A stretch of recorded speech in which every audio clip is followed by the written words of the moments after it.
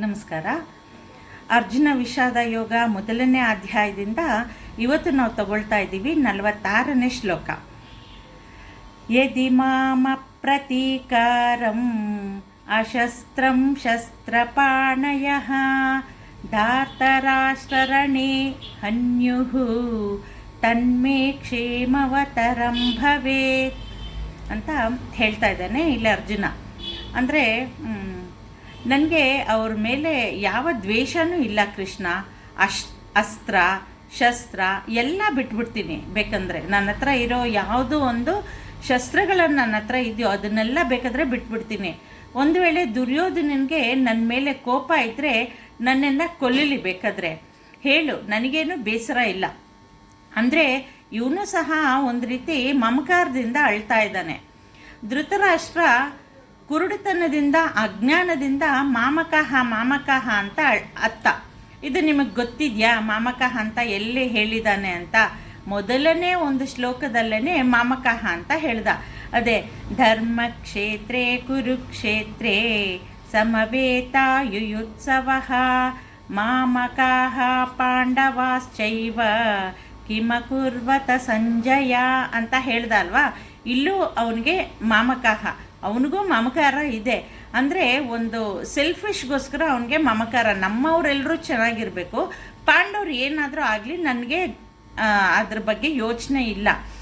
ಕೌರವ್ರು ಮಾತ್ರ ಎಲ್ಲರೂ ಚೆನ್ನಾಗಿರಬೇಕು, ಪಾಂಡವ್ರು ಏನಾದರೂ ಆಗಲಿ ಅನ್ನೋ ಒಂದು ಮಮಕಾರ ಇತ್ತು. ಆದರೆ ಅರ್ಜುನನಿಗೆ ಸ್ವಲ್ಪ ಚೇಂಜು. ನಾನು ಚೆನ್ನಾಗಿರಬೇಕು, ಅವರು ಚೆನ್ನಾಗಿರಬೇಕು ಅನ್ನೋ ಒಂದು ಮಮಕಾರ. ಇದಕ್ಕೆ ಅವನ ಒಂದು ಧೃತರಾಷ್ಟ್ರನ ಒಂದು ಮಮಕಾರಕ್ಕೆ ಅವಿವೇಕನೇ ಕಾರಣ.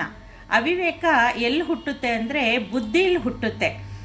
ವಿವೇಕವಿಲ್ಲದ ಜಾಗದಲ್ಲಿ, ಅಂದರೆ ಯಾವಾಗ ನಮಗೆ ವಿವೇಕ ಇರೋದಿಲ್ವೋ ಅಲ್ಲಿ ನಮಗೆ ಅವಿವೇಕ ಅನ್ನೋದು ಹುಟ್ಟುತ್ತೆ.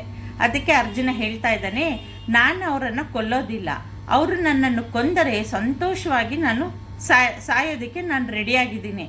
ಅದಕ್ಕೆ ನಮ್ಮ ಧರ್ಮಶಾಸ್ತ್ರದಲ್ಲಿ ಒಂದು ಅಂದವಾದ ಒಂದು ಶ್ಲೋಕ ಇದೆ. ಅದೇನು ಅಂತಂದರೆ, ಧರ್ಮ ಪ್ರಧಾನವಾಗಿದ್ದಾಗ ಅಲ್ಲೇನಾದರೂ 8 ಬಂಧನಗಳು, ಅಂದರೆ ನಾವು ಎಲ್ಲ ಒಂದು ಬಂಧನಕ್ಕೆ ಒಳಗಾಗಿ ಈ ಜೀವನನ ನಡೆಸ್ತಾ ಇದ್ದೀವಿ. ಅದ್ಯಾವುದು ಅಂತ ಗುರುತಿಸ್ಕೋಬೇಕು. ಅದು ಮನುಷ್ಯನನ್ನು ಹಿಡಿದು ಕಾಡಿದ್ರೆ ಇವನು ಅಧರ್ಮಕ್ಕೆ ದೊಡ್ಡ ನಾಂದಿ ಆಗ್ತಾನೆ. ಈ 8 ಬಂಧನಗಳು ಯಾವುದು ಅಂತಂದರೆ ಘೃಣ, ಲಜ್ಜಾ, ಭಯಂ, ಶಂಖ, ಜಿಗುಪ್ಸೆ, ಚೇತಿ, ಪಂಚಮಿ, ಕುಲಂ, ಶ್ರೀಲಂಚ, ಮಾನಂಚ, ಅಷ್ಟಪಾಶ, ಪ್ರತೀತಾಹ. ಈ 8 ಬಂಧನಗಳು ನಮ್ಮನ್ನು ಕಾಡಿಸಿದಾಗ ಮಾತ್ರ ನಮಗೆ ಅವಿವೇಕ ಇದೆ ಅಂತ ಅರ್ಥ.